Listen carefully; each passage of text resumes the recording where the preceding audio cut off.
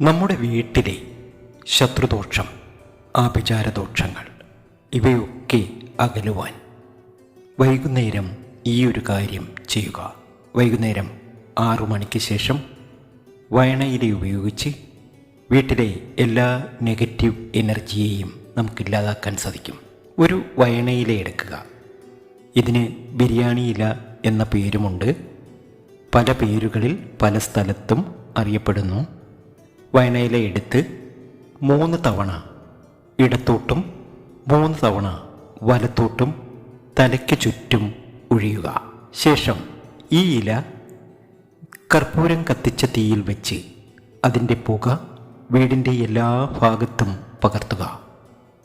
അതിശയമെന്ന വണ്ണം നമ്മുടെ വീട്ടിലെ ശത്രുദോഷം, ആഭിചാരദോഷം, ചേത്തുദോഷങ്ങൾ ഒക്കെ മാറുന്നതായി കാണുവാൻ സാധിക്കും. അതുപോലെ തന്നെ ബുധന് വളരെ ഉചിതമായ ഒരു പോംവഴിയുണ്ട്.